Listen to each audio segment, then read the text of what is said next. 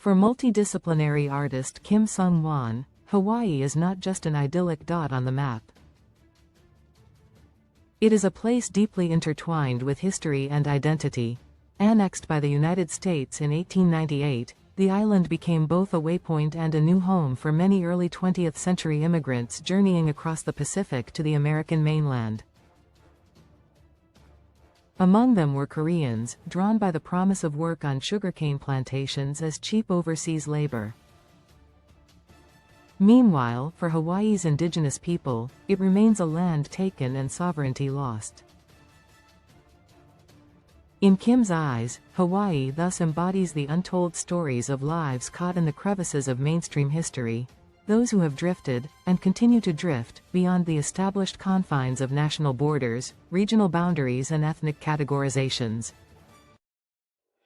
The island has been the focal point for the artist's ongoing multi-part research series, A Record of Drifting Across the Sea, since 2017. Now, at the Seoul Museum of Art, SEMA, it takes center stage as a site for unraveling buried histories and weaving them into new systems of knowledge. In Kim's first solo public museum exhibition in Korea, viewers are invited to become both witnesses and activators of the very sites where such events of knowledge occur, circulate and are manifested as praxis, SEMA's Park Ga-hee described in her curatorial statement. Its title, Ua'ao, Ia o Ia Ia, comes from Hawaiian, translating to, they learned from them. Learned by them, their teaching. Spanning the museum's 3 galleries, the show opens by juxtaposing the modern colonial histories of Hawaii and the Joseon dynasty, 1932 to 1910. At its heart is the 5-part installation, Figure Complex, a reimagined map of Hawaii populated by largely forgotten figures who once called the island home.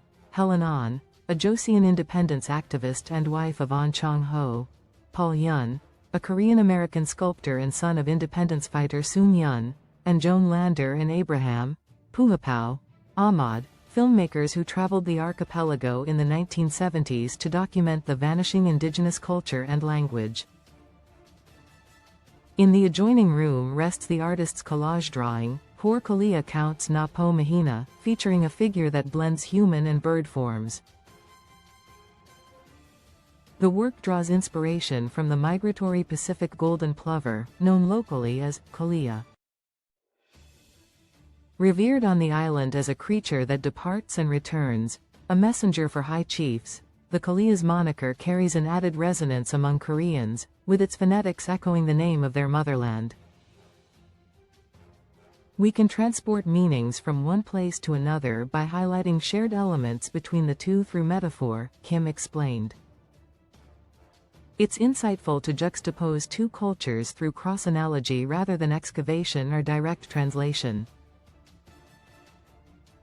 One can be both the metaphor and the origin of the other, and vice versa. The exhibition then delves into a critical examination of how such history and knowledge have been framed and disseminated through limited perspectives. The artist promotes the creation of new systems of knowledge that will transform, adapt, and evolve through workshops and audience participation throughout the duration of the show. For Kim, an artwork is not a fixed outcome of a single idea about a given object, but rather a fluid process of thinking, a way to engage with an object that is itself in flux. This philosophy comes to life in the intentionally unfinished video installation, Untitled, a composite of fragmented films, images, narrations and sounds. Ua'ao, Ia o Ia Ia, runs through March 30th at SEMA.